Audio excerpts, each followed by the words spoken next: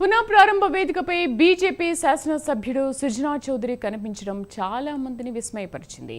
ఇందుకు సంబంధించి జరిగిన బహిరంగ సభలో ప్రధాని నరేంద్ర మోదీ పాల్గొన్న సంగతి తెలిసిందే. కాగా ఈ పునః ప్రారంభ కార్యక్రమంలో ఆంధ్రప్రదేశ్కు చెందిన ముగ్గురు కేంద్ర మంత్రులు రామ్మోహన్ నాయుడు, భూపతిరాజు శ్రీనివాస్ వర్మ, పెమ్మసాని చంద్రశేఖర్ కూడా పాల్గొన్నారు. వీరితో పాటు సుజనా చౌదరి కూడా వేదికపై ఆసీనులయ్యారు. దీంతో రకరకాల రాజకీయ ఊహాగానాలు హల్చల్ చేస్తున్నాయి.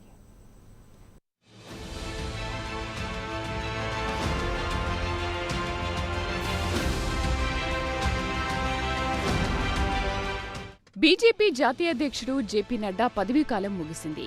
త్వరలో ఆయన పదవి విరమణ చేయబోతున్నారు. అయితే కొత్త అధ్యక్షుడి నియామకం జరిగేలోగా రాష్ట్రాల్లోనూ ఆయా శాఖల అధ్యక్షుల నియామకం జరగాల్సి ఉంటుంది. దీనికోసం ఇప్పటికే బీజేపీ పెద్ద ఎత్తున కసరత్తు మొదలుపెట్టింది. ఈ నేపథ్యంలో అధ్యక్ష పదవి కోసం అనేక రాష్ట్రాల్లో తీవ్ర పోటీ నెలకొంది. తెలంగాణలో అయితే ఈటెల రాజేందర్, బండి సంజయ్ మధ్య తీవ్ర పోటీ నెలకొంది. ఇక్కడ ఇద్దరు నేతలు వెనుకబడిన తరగతులకు చెందినవారే, అలాగే ఇద్దరు లోక్సభ సభ్యులే. తమిళనాడులో కూడా అన్నామలై రాష్ట్ర శాఖ అధ్యక్ష పదవి నుంచి వైదొలిగారు. ఈ నేపథ్యంలో ఆంధ్రప్రదేశ్లోనూ మార్పులు జరుగుతాయని భావిస్తున్నారు.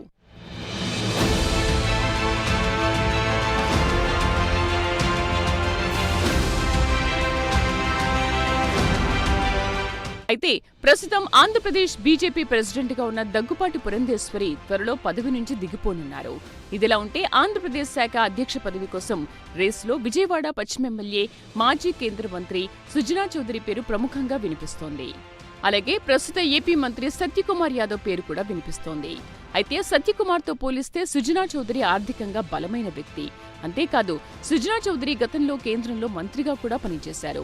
దీంతో ఢిల్లీలోని బీజేపీ పెద్దలతో కూడా ఆయనకు మంచి పరిచయాలున్నాయి. అంతేకాదు ఆంధ్రప్రదేశ్లో రాజకీయంగా బలమైన సామాజిక వర్గానికి చెందిన వ్యక్తి. వీటన్నిటితో పాటు తెలుగుదేశం పార్టీ అధినేత ముఖ్యమంత్రి చంద్రబాబు నాయుడుకు సన్నిహితుడన్న పేరు కూడా ఉంది.